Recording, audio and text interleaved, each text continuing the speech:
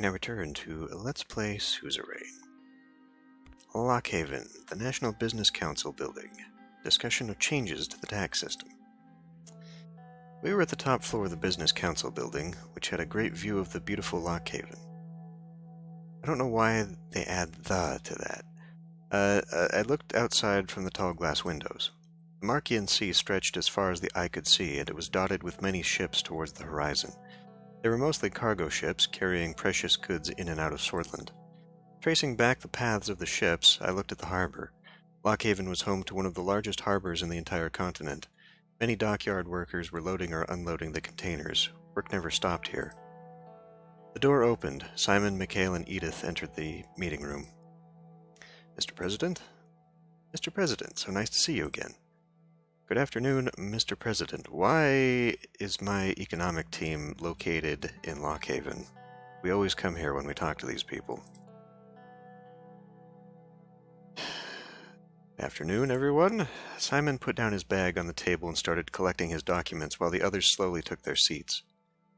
Mr. President, before we start, I'd like to mention some rumors that I heard. Workers' Rights Act did not sit well with many business holders, especially the first section about the minimum wages. I heard the same. This has caused these businesses to lose millions of ren just overnight. Unfortunate, really, especially during a recession.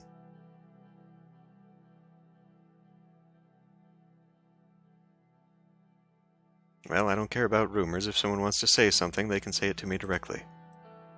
Neither of them responded. Simon waited patiently. Once everyone was ready, he adjusted his glasses. First of all, I'd like to thank everyone here for their work on our tax system reform. We all know how complicated our current system is, and this work wouldn't be possible without you. He turned to me. The ultimate goal here is to end the recession. Before we move ahead and start formulating a plan, we need you to determine our direction, Mr. President. We have a few possibilities as a result of the work we've done so far. We can increase, maintain, or decrease the taxes for large corporations. I believe some of us in the room have a few strong opinions about this. In parallel, we can increase, maintain, or decrease the taxes for small and medium businesses. Let's start with the large corporations, and we'll move on to small businesses.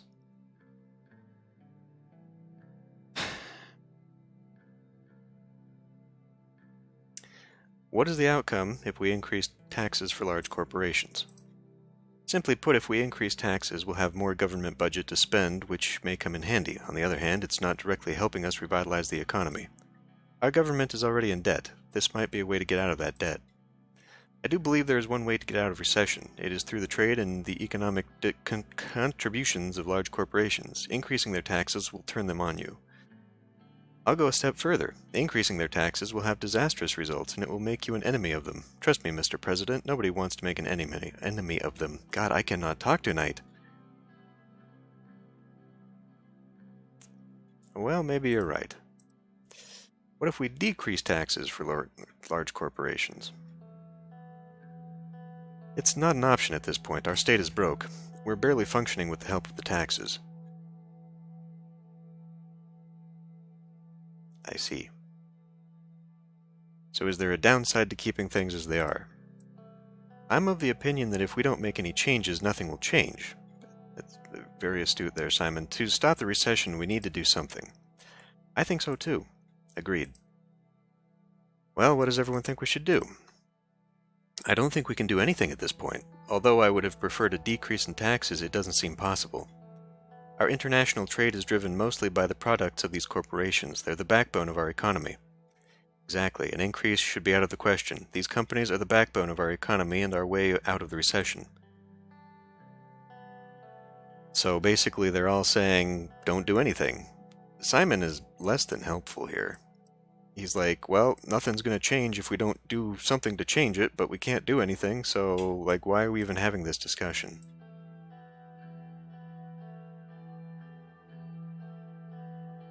So here's the thing. We know we're talking about the corporations, and we know we're talking about small businesses.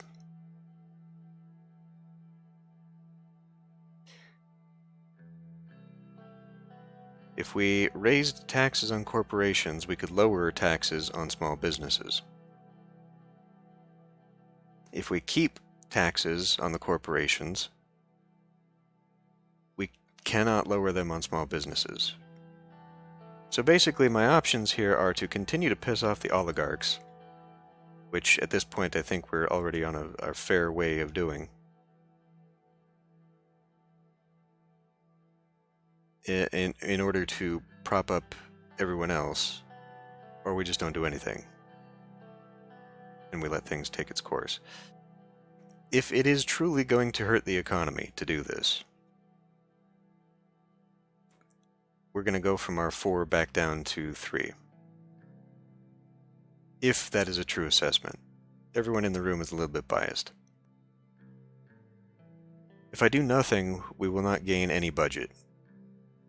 We won't begin to dig ourselves out of this. This might be one of the only choices I have, or chances I have, to do this, to increase our budget. So basically it's asking me, do we want to hurt the overall economy, or do we want to try and prop up the budget?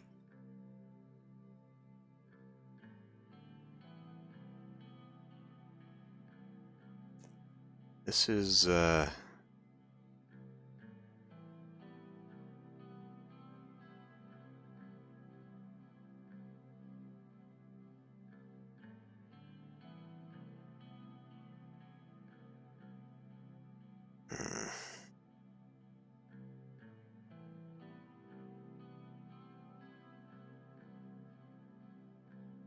See, my instincts would be raise corporate taxes and lower small business taxes.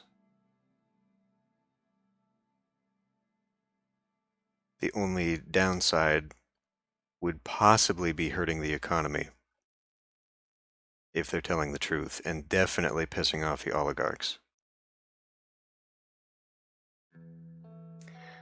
On the other hand, as both the military and the oligarchy are my 2 biggest oppositions, considering the military as being part of the old guard,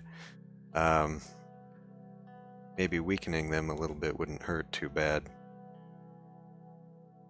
Not that they might not try to stop me.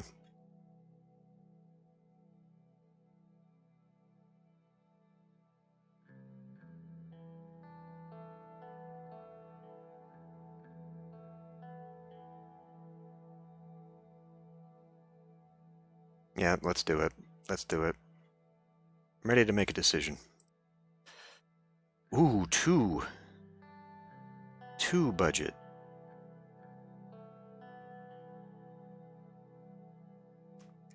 So I'm willing to bet this is going to be the same thing. If we lower taxes on small business, it's going to take away 1 budget.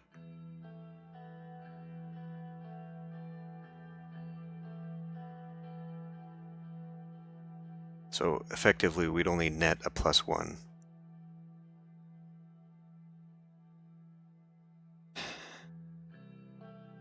But 1 is better than nothing. Alright, increase taxes for large corporations. You're making a mistake. This is going to have outrageous effects down the road. Enough. The President has made his choice. Well then, I've taken note of our action, and will put it into implementation as soon as possible.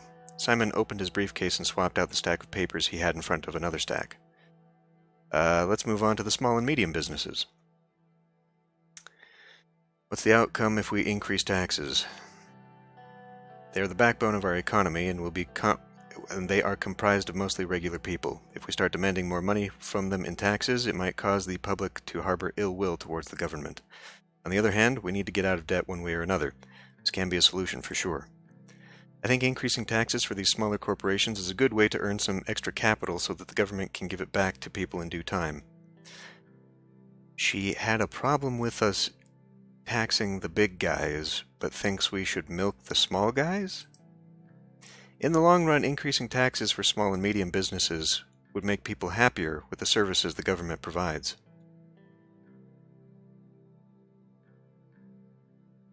Okay, based upon our last interaction where he and what's-his-face were kind of butting heads, I thought maybe he was a little bit on our side, given the praise he had also given me for my decisions. But now it's very clear what the deal is here. In the long run, increasing taxes for blah, blah, blah, blah, blah. People need their hard-earned money. What if we decrease taxes?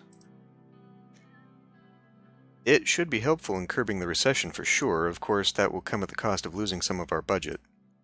It's risky when we have no money left, and we still have loans to pay. Is there a downside to keeping them as they are? Sordland needs change to get out of the recession, but the current state of the economy is in shambles. There's not much change we can do about taxes. He said that before. So Simon is all about just being incredibly unhelpful. He's like, well, we need to get out of here, but we can't do anything. Like, what the hell is that? I'm ready to make a decision. Very well. So basically, if we decrease taxes for them, it was implied that this is going to help our recovery, thus possibly boosting the economy. But we'll lose the budget. So it's the inverse of the last one. I have a feeling, though, that the decrease in the budget is going to happen right now, and we'll see the increase in the budget later. Which worries me. Because short-term dig in the hole. But if it helps boost the economy in the short term, that might help us. See, I don't know. I don't know when this is going to affect this, if ever. So it might be safest just to maintain the taxes. In which case we would be at -1 budget. That's far easier to get out of, but would not help the economy necessarily. On the other hand, we've also got this railway project that hasn't kicked in yet, and probably won't, ever, from what I can see. And we just put money into the economic recovery of Lauren. So between those two things, I mean, you know, if it's all cumulative, then obviously doing this might make this go faster. But again, I do not know the connection between the economy and the budget. When do we see this come up? This may be our one chance to do this. My inclination was to decrease taxes, but possibly maintaining might be enough. Although if the railway is going to have a not a decline, it's going to be delayed, any benefit we get out of that might not be here. You know what I mean? Like, maybe the delay pushes it to the end of the game where it's not useful to me, and now this is an opportunity for me to get something that could now replace it. Like, I think I might have 2 things right now, but maybe I've only got 1, you know what I mean? But like, if we go into another situation where I need to spend money, I would rather spend it from -1 budget than -2 budget. Fuck, this is hard. This would not be so hard if I'd already played this game and I knew kind of at the end what things affected. You definitely benefit from hindsight in this game, but and in real life, I would have projections that I would be able to base things upon. Also in real life, we would have annual budgets, so I would get money back, but we could anticipate tax returns. I cannot do that in this game.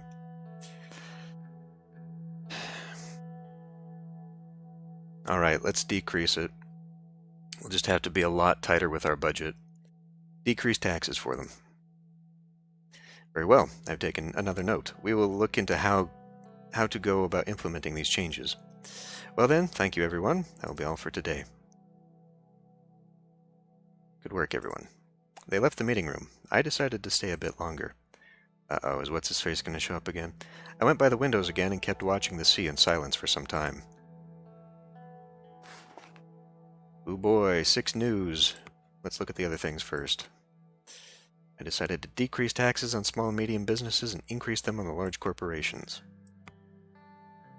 Economy. Tax breaks for small and medium businesses. Small and medium businesses are given a much-needed tax break from 35% to 25% to grow the backbone of the economy. Meanwhile, increase of large corporations, corporate taxes have been increased to 45% from 35% for large private corporations. Large corporations downsize. Oh my god, did we have this many red things before? Virgin economy plummeting. Uh-oh. Ag and land lacks investment. Lauren Rust Belt. Okay, so these were the three we dealt with. Lauren is the only one that's probably going to improve out of that now. Anyway, downsizing. Due to tax increase, major corporations are downsizing and leaving a large number of citizens unemployed. Tax avoidance. The country has a habit of avoiding taxes in many parts of society. While this is an improvement to the rampant tax evasion before, it is not a solved issue. Okay, so we've improved that, I guess. Hopefully our anti-corruption forces will help that.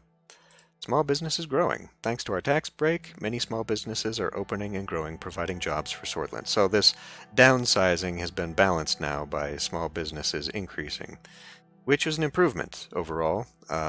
It increases local stores and businesses, which are more likely to stay local, meaning that it improves local economies, like people are allowed to stay in their towns for jobs rather than having to commute. In the last job that I had, half the people commuted from out of town. And that not only increases the hidden tax of like fuel consumption, having to drive half an hour every day, well, an hour if you count backwards and forwards from home to work, but also that unpaid time. You know, you're driving for an hour every day, that's an hour you're not doing anything you want, and it's an hour you're not getting paid. That's a hidden tax put onto workers. I actually had a friend who rode the bus, and just because of the way the bus system was, had 2 hours of commute, which I realize is not a big deal for some people, because they're like, oh, the big deal, I could do 3 hours, 4 hours, which is ridiculous. If you're doing that long, you do not need that job that badly. But, yeah, around here, he could probably bike to work faster than it would have taken him to do the bus. Anyway, that aside, let's read the news. Okay, so our budget did balance out. Our economy did not improve, though. But, again, the economy is a long-term thing. The budget is short-term. Let's read the news first. Full Sword Post: tax cuts for small and medium corporations. In order to extend the recession, to end the recession, the administration has announced new changes to the tax system.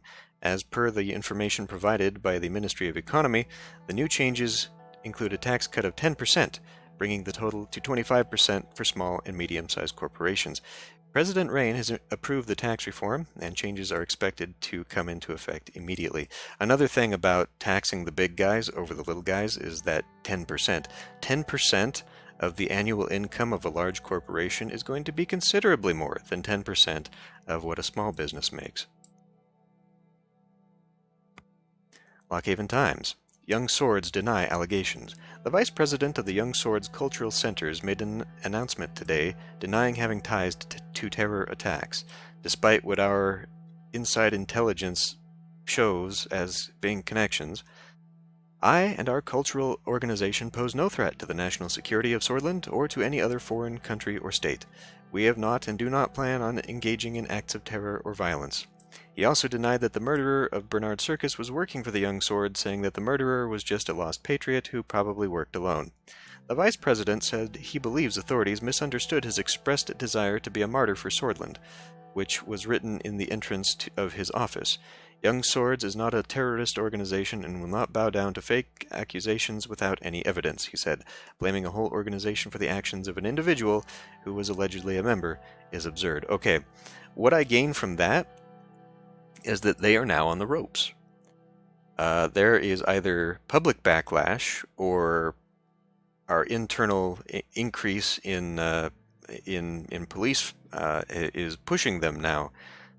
If they thought they were going to get away with this, they would not have to deny themselves. They would not have to backtrack.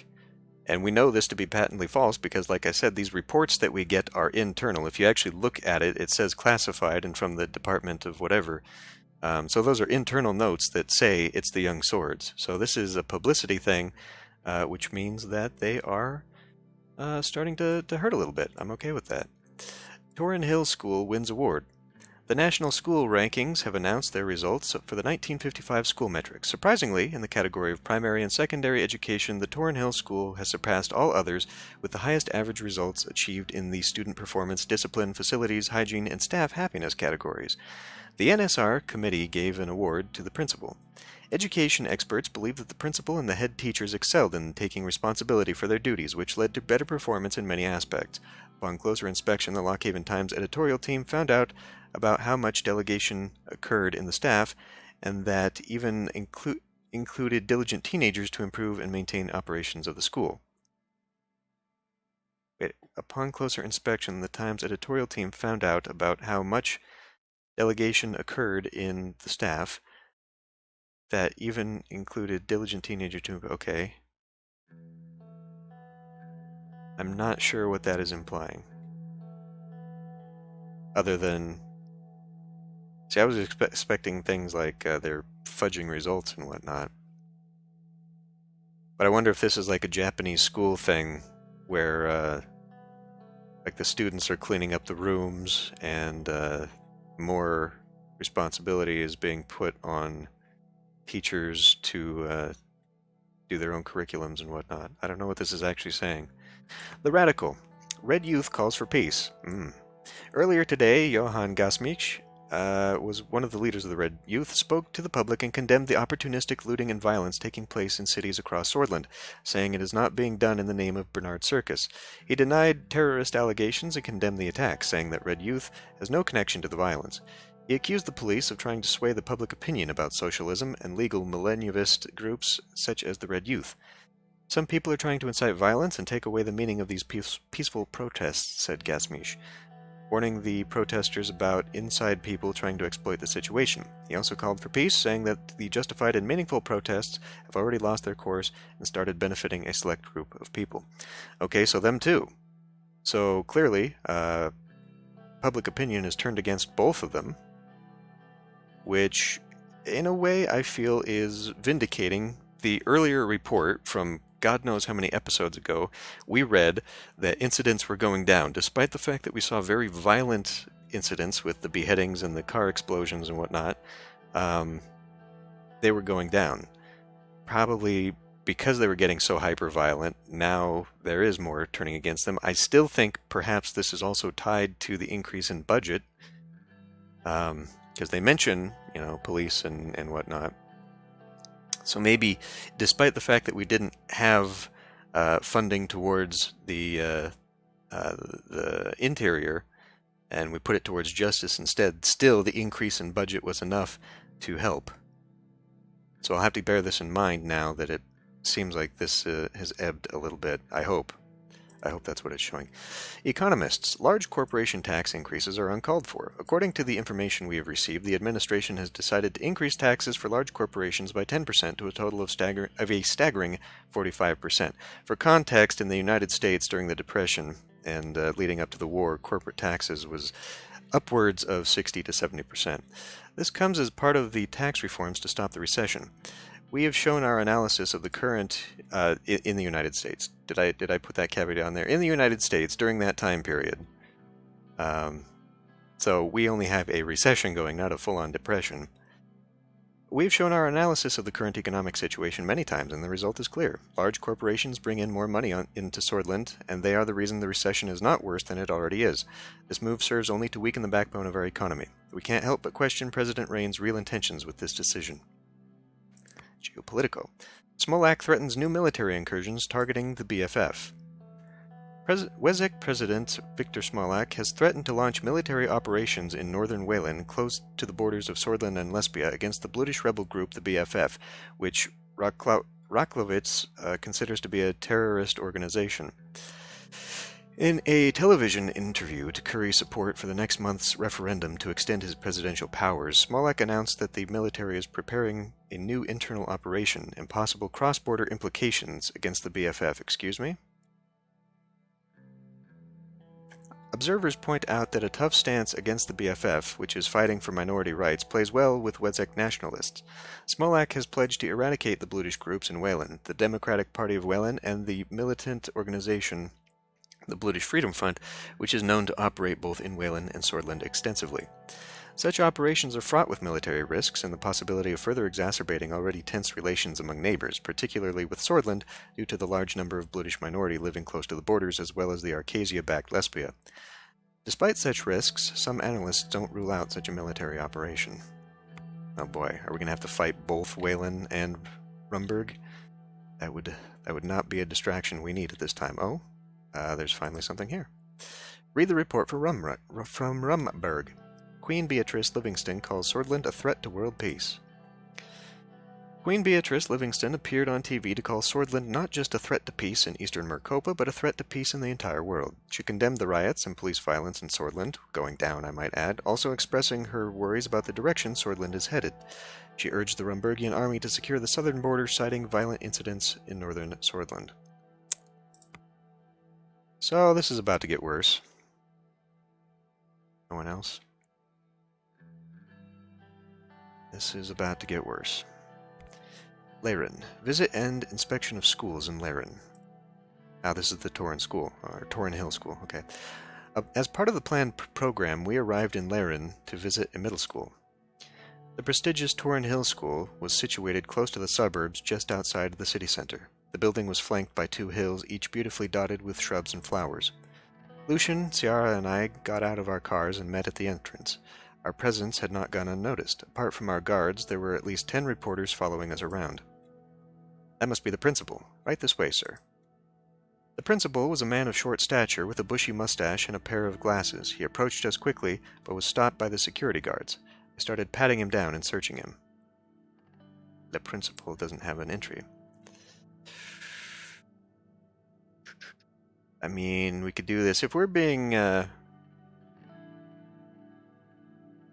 followed, it probably would be good for this, but we should... I don't know. I don't know if we should just wait for this. At this point, I don't feel like... Violence is still ongoing. But I don't feel this is necessary at the same time. Like, what are we... Whatever. Let's just let them finish. I waited for them to finish searching the principal. One of the guards turned to me and nodded. Mr. President, such an honor to meet you. Shake his hand and don't bother with the cameras. We shook hands. Welcome to our humble school. Sorry about the security guards. It's a necessity. Standard procedure. Excellent. You must be Mr. Gallade. It's a pleasure to meet you. And Ms. Walda. So good of you to come all the way out here. Thank you. At the entrance, the school's motto was inscribed on the wall in giant letters. Whatever the heck this is. Education is the premise of progress in all societies and all families. We walked through the gates. There were many students lined up in front of the stairs to the main building. The school band started playing as we entered. All the students immediately snapped to attention and turned to me. Looks more like a military institution than a school. Exactly. That's what we pride ourselves on. I see. Discipline has the utmost importance in our school.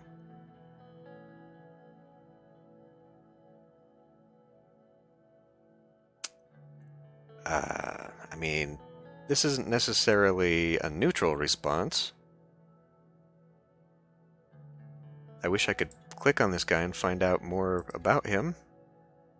He does not have an entry, though.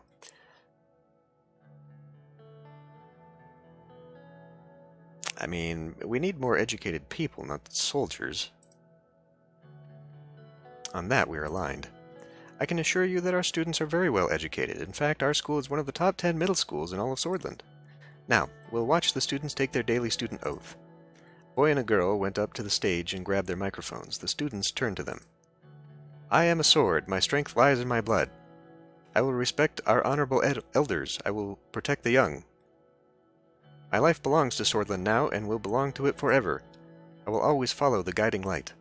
Of Colonel Sol and the great swords, I see. Amorgna vescore vectern sista. Shall do nothing. I almost forgot the words. Which proves the uselessness of this oath. No one even remembers it after they graduate. If you wish to follow me, we'll take a look at one of our classrooms. Through the hallways, we made our way to Classroom 7A. As soon as I entered, the whole classroom rose up and snapped to attention. Sit down, please. The students sat down. The same boy and girl walked up to us. These are our top students and our top class. This here is my son." The boy came before me and saluted me like a military officer. "Tell Mr. President what you want to be." "Mr. President, I want to be a general, sir." "I'm ready to sacrifice myself for my country and you, sir."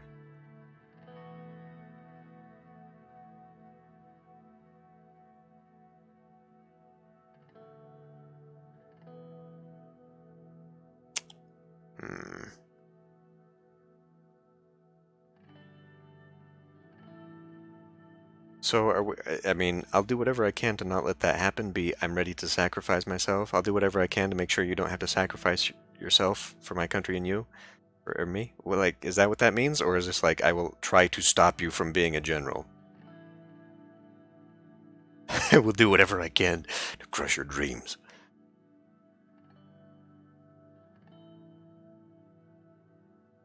Yeah, I'll do whatever I can to not let this happen. Thank you, sir. The principal squeezed his son's shoulders, and the boy looked up and smiled to his father. Nepotism. I wonder why he's the top student. He patted him on the back and sent him off to his seat. The cameras flashed. "This is simply ridiculous. You're raising soldiers here, not students."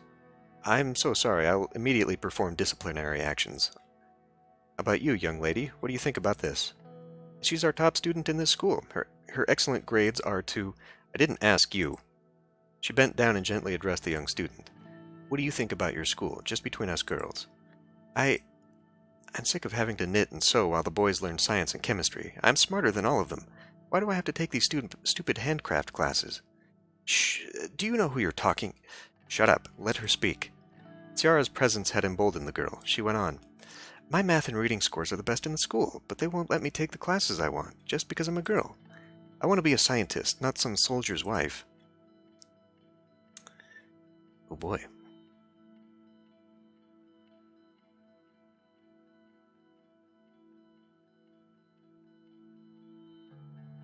"We need more people like you in this country. I applaud your determination." "We need more than words. We need action. Concrete action. We need to protect girls like this." The cameras flashed once again. I looked around the classroom and saw a large portrait of Colonel Soule.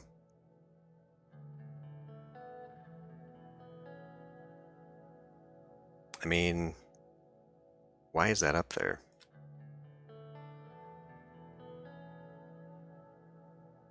I have no reason to say this. I mean, I do, but I have no real clout to say take that down. If this is a public school, which it does not appear to be,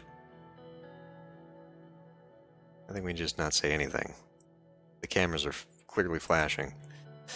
Well then, unfortunately, we're almost out of time. We have other meetings to attend to today. Thank you for the warm welcome. Mr. President, Lucian, please go ahead. I would like to speak with this girl alone.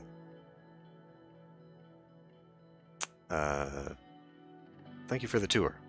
I guess. Or very well, or... I don't know. Like, is saying this going to be like both of them come with me, or like what are we doing here? Well, thank you for the tour. Thank you for visiting our school, sir. Come on, class. 1, 2. All students in the classroom yelled, but the boy whom I met was the loudest. Morgno escore. I did say this earlier at some point, didn't I? Didn't I use this in the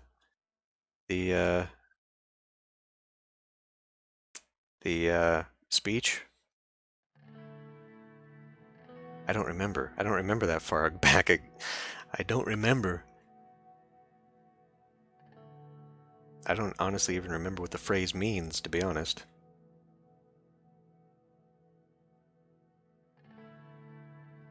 Sure, Vector insists da. After another round of photos, we departed. Alright, very interesting. The Whole Sword Post. President visits school in Laren. A middle school in Laren received a special visit from President Rayne and Minister of Education Ms. Walda. Mrs. Walda. It changes, doesn't it? Isn't she Ms.? I don't remember. One of them is Ms. Students and staff at Torrin Hill School, one of the 5 most prestigious schools in East Sordland, welcomed the special visitors on Thursday morning. President Rayne had expressed his wish to visit the successful Torrin Hill School and spend the morning talking with staff and students, joining in with lessons and hosting questions and answers sessions with the students. I mean, that's not really what that was, but through this visit, Torrin Hill is delighted to have had an opportunity to represent the fantastic job that all staff members have been doing. Assembly talks about prayer language. Today, Casaro Kibner, leader of the NFP, has proposed the Sordish Prayer Language Act to the Assembly. The proposed bill aims to standardize the language of prayer into Sordish in the entire Sordland. What? Aims to standardize the language of prayer as Sordish? I guess. Prayer language has always been a controversial topic, as most of the religious centers in the Bergia region, where most of the Blutish population resides, conduct their prayers in Blutish. The proposal has caused heated discussion between the Blutish MPs and NFP, resulting in Mansoon Leek, leader of the independent MPs, leaving the assembly in protest. Interesting. Oh, apparently we're not done with that little event in Laren. You know what? Let's extend this. This is going to take a very long time to finish this game at the rate we're going here. Briefing on the proposal of education reform at the State Guest House. We were still in Laren, staying at a modest guest house for state employees. Ciara set up a meeting with me and Lucian to go over her plans for education reform after our school. Maybe part of it is how to speak properly, and that it should be Lucian and I. Lucian was seated across from me at the table, going through documents. Ciara entered the room.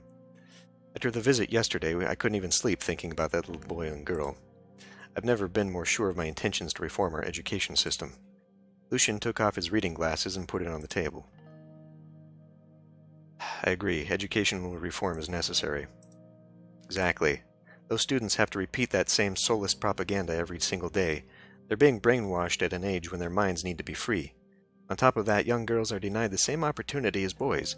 They're forced into the role of housewife before they even reach puberty. Nothing's changed since I went to school.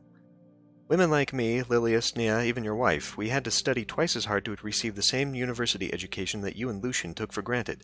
Is that the kind of country you want your daughter to grow up in? Mr. President, we need to bring change. We need to free the minds of these young people. They are our future. Okay, well, what do you need, or what do we need to do for education reform? We need to keep politics out of the curriculum. Sol should only be viewed as a historical figure, an historical figure. Children shouldn't have to repeat his name every day. I agree with that. He's no longer president. This is actively poisoning young, bright minds. Instead of thinking for themselves, they're learning to take things at face value. We also need to ensure boys and girls receive the same instruction. Handcrafts like knitting and sewing should be taught to both sexes, or not at all.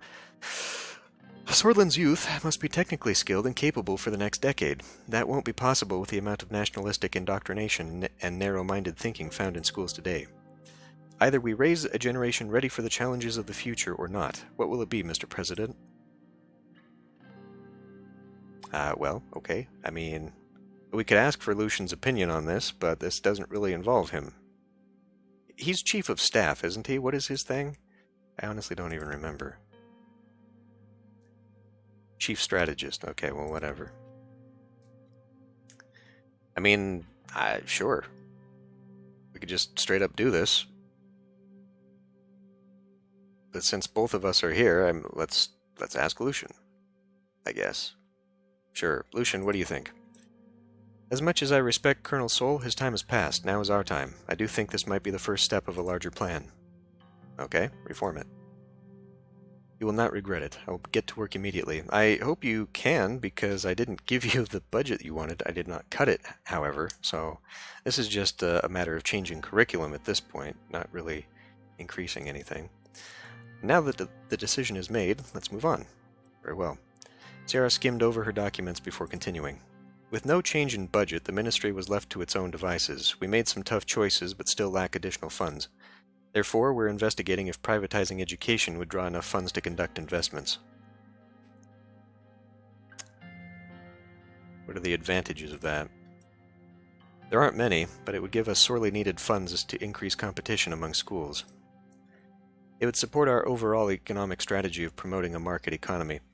The thing is, if that's not a private school that we just left, privatizing schools allows them to choose their own curriculum, and hence the school that you are trying to reform would possibly remain the same.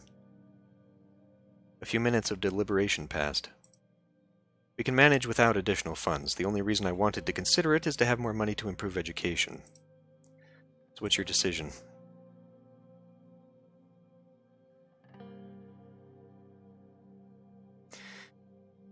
We do need funds.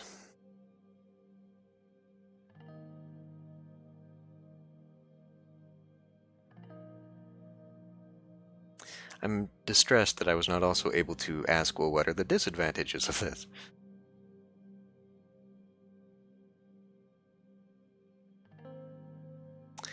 Well, like I just said, the only way to ensure that the state can reform the education is to keep it as a matter of the state. I'm not thrilled about privatizing the education. And this is another situation where we're looking at a short-term gain in funding, which goes directly to education, by the way. It doesn't even say this adds to the budget. So this doesn't do anything.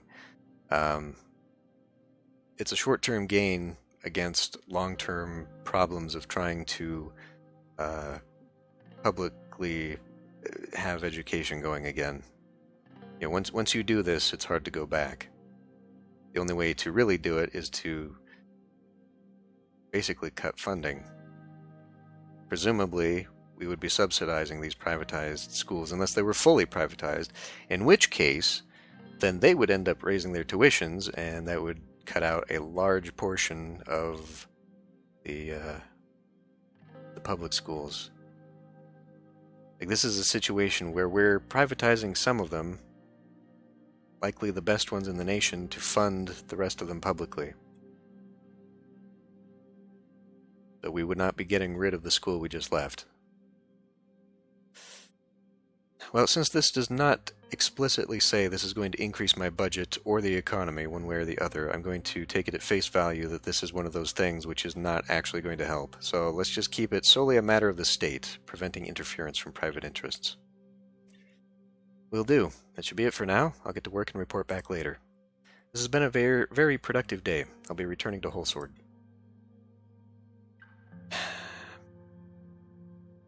Well, have a good day, everyone. Safe travels. We dispersed after spending nearly the entire day together.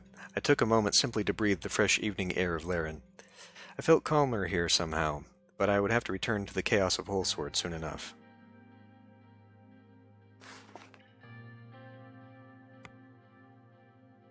State education, funded solely by the state, and Ciara will reform the education system.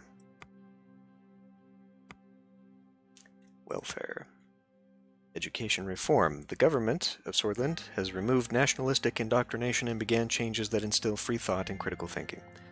Modernized education techniques. With the new educational reform, plenty of new education techniques are being introduced.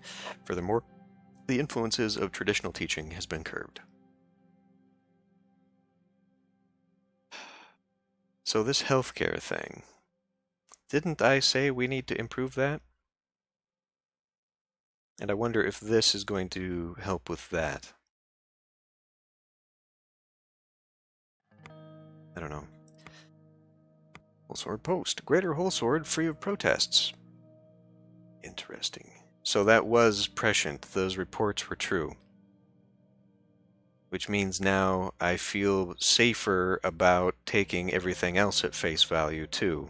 When we're told those reports, at least. Listening to the opinions of people isn't necessarily always going to give me the right thing. I think we saw that, like the economic meeting where they were like, "Oh, you can't tax the large corporations; they're the backbone, but the small guys that are struggling, tax them into the ground." Like, yeah, okay. They're not my advisors either. They're not on the cabinet. And Simon seemed to be the least helpful one at that meeting. He was like, well, we got to do something, but we can't do anything. So, like, yeah. But the reports, at least, the intelligence seems to be telling the truth. And that's important. We can now make decisions based on that. This week, with the actions of the government and the police, the protests in the greater Wholesword region came to an end, which have paralyzed the economy and left tens dead. Tens of dead. One protest leader from Conriat said, "We want peace for our brothers and sisters in Sordland. We don't want more repression. Earlier in the day, hundreds of riot police drove protesters out of northern Holsword and into surrounding streets. Lockhaven Times. Kibner, Rayne is making a mistake. Head of Sordland's second opposition party, the National Front Party, Casaro Kibner, has said President Rayne will not be able to keep ruling the country without addressing policies that have negatively affected our security, culture, and economy. He blamed President Rayne for not being open to any discussions about proper reforms. Kibner also criticized the PFJP leader, Franz Richter, for supporting President Rayne. NFP cannot be a part of this nonsensical collaboration anymore, as it has been transformed into an anti-nationalist committee, said Kibner. He also explained his concerns over how PFJP supported Arcasian imperialism and only cared about profit at the expense of the Sordish people.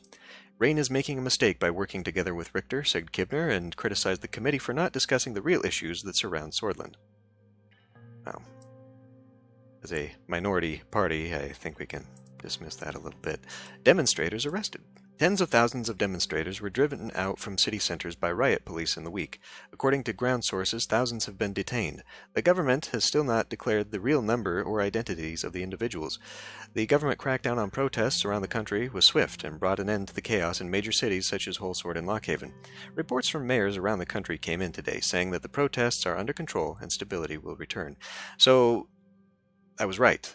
So when these guys started releasing their calls for peace and saying, we're not the enemy, it was because of this. My increased funding to the police and whatnot has helped. Okay. Well, that's one positive thing, anyway. I'm surprised that didn't actually come up here. Maybe this will turn green in the next turn, then. I don't know. Anyway, time to end this one here. I will see you next time.